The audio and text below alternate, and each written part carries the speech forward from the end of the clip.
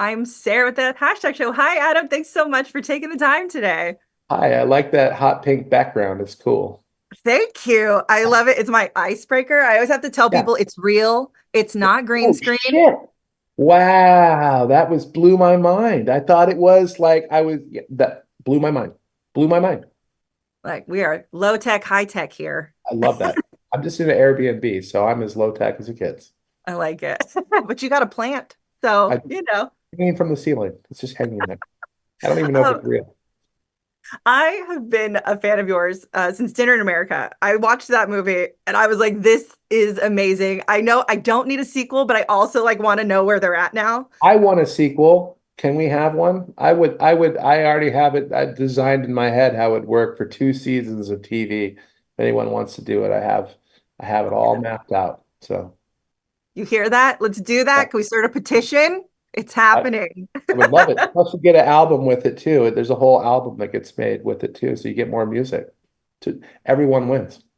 Look at you. I love this. Exclusive. I'm just kidding.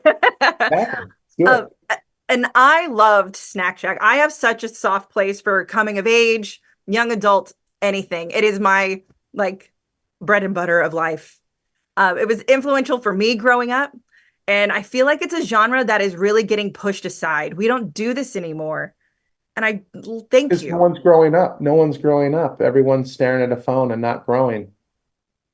I mean, yeah, that's Stunted. I mean, everyone's stunted and looking at something and they're watching other people live a life while they don't live a life. So if you want to live a life, put your phone down, and go live with your friends before it's too exactly. late because it goes fast, you know? Absolutely. It goes And really fast. when I was talking to the boys, I thought it was really sad when they're like, "Oh, my movie growing up was like Stand by Me." I'm like, "Well, one, that's a great movie, but it's Yeah. so sad." Yeah. Right. And I appreciate that this is hilarious, and it's well, it's a movie for everyone. It's a coming of age story for boys because they don't get them. There's Right. so many for me. And I just want to know, like, where did the idea come from? Is this based on your life? Because I know they It filmed it is. in your Yeah. No. town. Yeah. Like the foundation framework of this is my best friend and I.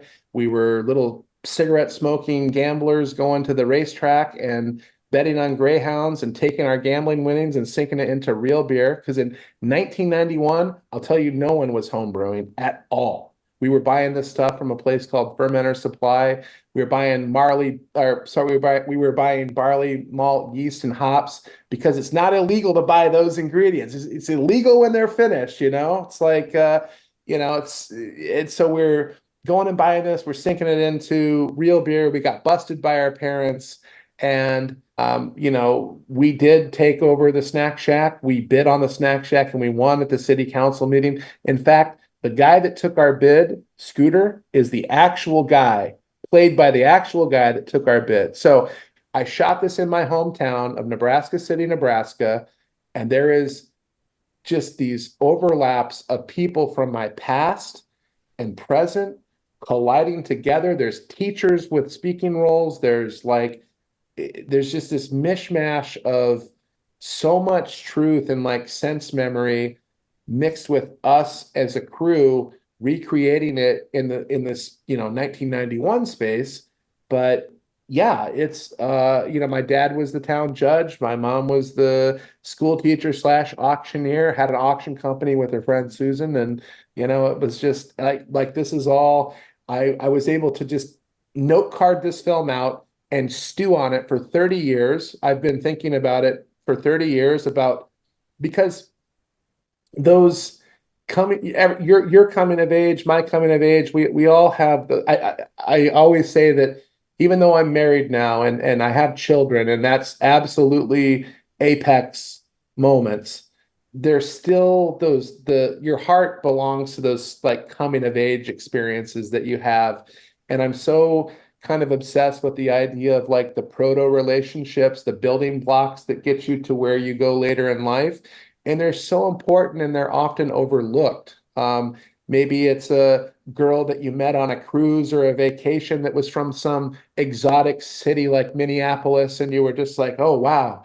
I wonder if I could ever make it all the way to Minneapolis to see her again, And Yeah. you're just you write some postcards, you write a letter, they taper off after a couple months, and then it just disappears, and it just becomes this little seed in the back of your head that, oh yeah, I wonder what happened to that girl. Well, that's kind of Brooke in this, and this little relationship flourishes and happens, but in the future, I don't think there's a future for AJ and Brooke. I think that it's some postcards down the road, but that's beautiful. That's beautiful, like as is. Like it doesn't need to be more than that. And I have a respect for that, and I wanted to honor some of those in my own life, and I feel like other people's lives, those building block relationships.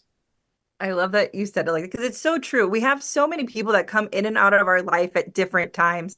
I Right. grew up in a small town, in a military type town, in Virginia. So like my friends came and went, boys I had crushes on, it didn't matter. And so I loved that about the relationship with Brooke. And also like at that age, you're navigating so many feelings. You're navigating speaking your truth, which was AJ's issue. And Yeah, which is I love real, which is very it. real. Yeah. And I love that you have a character like Shane with Nick Yeah, Robinson, that the yeah, mentor, when you feel like you can't relate to your parents, because even though, yes. yes, our parents have very much gone through similar things, we can't all feel like we can always talk to them. And we need someone like him. Yeah, I didn't have a brother growing up, but there were several guys that I had known through like Boy Scouts or, from the town lifeguard, one lifeguard in particular. And those guys didn't treat us like we were fucking mutants. They treated us like we were, and it was like cool because you were like, if you flagged them down, they always stopped to give you a ride or like whatever it was. And this is a time when kids were very feral and running all over the place. And we thought nothing of just jumping in the back of a truck and just, going on, going with someone. So it just, when you remember when you're a kid and you're walking everywhere and like you wish you had a car, you didn't have one, and there were those cool older kids that would stop and give you a ride that never treated you like junk and never beat you up, all that type of stuff. So also there's those that important. I didn't have a big brother, so having like other characters that facilitate that role, I think are especially important for young men, you know? I They can, absolutely, I they agree can show completely. Because like, them something different than sort of a toxic, type of thing where because being a young man, it's all about posturing and pecking order, pretty much mhm. growing And this, up. they have such a love and a gentleness. And even when the boys fight with each other, you know, it's Yeah. it's just I really, really love your voice in this. And I love the boys that you cast. And I love that you said that you filmed it in your hometown and you gave these kind of big city kids that small town vibe. They're Yeah. like, we went to a Walmart to hang out. I'm like, yes, that's what we do. What you do. I mean, I met my best friend after a fight. This kid called me on the phone and he said, I was in the fourth grade and he said, "Hey, do you know Jared Esser?" I said, yeah, he's in so and so's class. He's like, "Yeah, he doesn't like you. He wants to fight you." And I said, "Where?" And he said, "His basement." And I went over there and he had boxing gloves and we fought for 3 or 4 hours until everybody just tapered off and left because it got boring for them. And, we became best friends that day That's through fighting, amazing. through beating the shit out of each other, 4 hours. Yeah, 4 hour battle royale. Yeah, I love that. Well, thank you so much for your time and talking to me about Snack Shack. As absolutely. I said, I loved it. I promise I'm not blowing smoke. I absolutely loved it. And I'm I, telling everyone to see it I and love make, it. I love it. It deeply resonates with me at the deepest level. So I appreciate that. I can feel it. So thank you. and I hope everyone goes to see it because they need to. It's needed. Tell them, you Got threaten them. Say, go see this movie. it. Perfect. Thank you so much.